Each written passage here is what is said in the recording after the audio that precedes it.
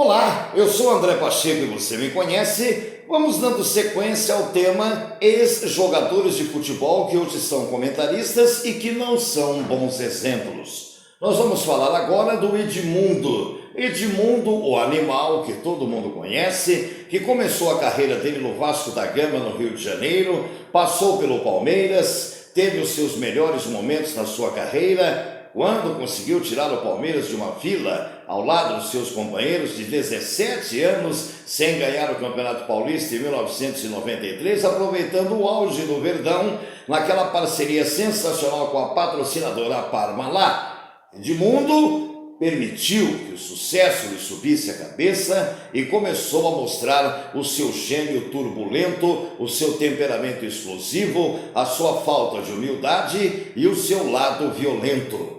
Começou a se envolver com confusões e confusões, jogo após jogo, e eu destaco aqui, uma partida decisiva entre São Paulo e Palmeiras em 1994, que acabou empatada em 2-2, quando Edmundo acabou caçando a maior confusão já registrada até então na história do clássico choque rei São Paulo e Palmeiras. Numa disputa de bola no meio de campo, ele deu um tapa na cara do Juninho Paulista, provocando a maior confusão. Quando estava na iminência de ser agredido pelos jogadores do São Paulo, Edmundo então conseguiu acertar um outro tapa também que pegou de raspão na testa do lateral esquerdo André Luiz e acabou sendo expulso de campo. Esse caso foi parar no TJD, Tribunal de Justiça Desportiva. Mas os advogados do Palmeiras mexeram os pauzinhos e Edmundo se livrou de uma tremenda punição. Poderia ter pego um gancho, sabe-se lá por quanto tempo.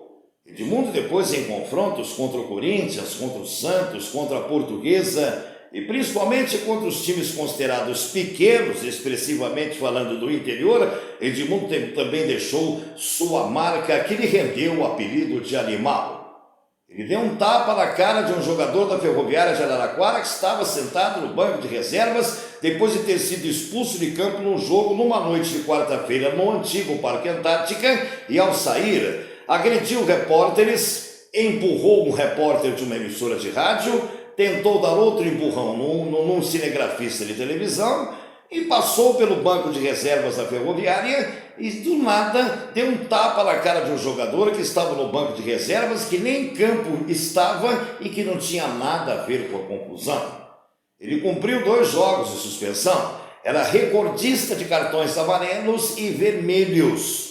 Edmundo, por causa do seu comportamento, acabou então causando paura, palavra italiana que é sinônimo de medo, em Carlos Alberto Parreira e Mário Jorge Lobo Zagallo, que fugiram dele como o diabo foge da cruz na hora da convocação para a seleção brasileira que ia disputar a Copa do Mundo de 94 nos Estados Unidos, quando trouxe para nós o Tetra. Edmundo começou a ser colocado à margem não só dos seus colegas de trabalho, com um péssimo ambiente no Palmeiras e também na vida social. Vale a pena lembrar que Edmundo, chegando de uma balada no Rio de Janeiro em alta madrugada, indo para casa, capotou sua caminhonete, sendo responsável neste acidente por mortes de adolescentes. Ele tinha dado carona para algumas meninas para casa e estava visivelmente bêbado, e até hoje não se disse coisa com coisa se ele tinha misturado bebidas com drogas. Por conta disso, Edmundo foi processado, respondeu a uma ação penal e depois teve que fugir da justiça, também como o diabo foge da cruz. Por 3 ou 4 vezes, agentes da Polícia Civil procuraram Edmundo nos endereços onde ele provavelmente poderia ser encontrado no Rio de Janeiro e também em São Paulo, quando, àquelas alturas, ele já era comentarista esportivo em emissoras de televisão, para lhe dar voz de prisão. Edmundo, uma vez fugiu pelos fundos da Rede Bandeirantes de televisão, quando participava de um programa no domingo à noite, comandado pelo jornalista Milton Neves, quando foi notificado por funcionários da Band que agentes da Polícia Civil estavam com mandado de prisão, tentando entrar pela Rua Radiantes, número 13, nos altos do Morumbi, endereço da sede da Bandeirantes para prendê-lo. Edmundo fugiu pelos fundos, mas acabou sendo encontrado depois, mas gastou uma nota preta com advogados para se livrar da prisão. Com o tempo, o processo acabou sendo arquivado e as famílias das adolescentes que morreram clamam até hoje por justiça.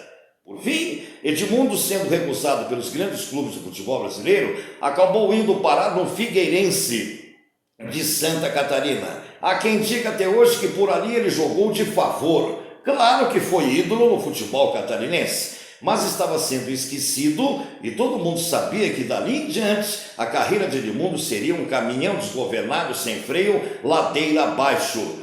Do Figueirense poderia ir para times menores, expressivamente falando, até encerrar a sua carreira. Mas o Corinthians foi a sua tábua de salvação.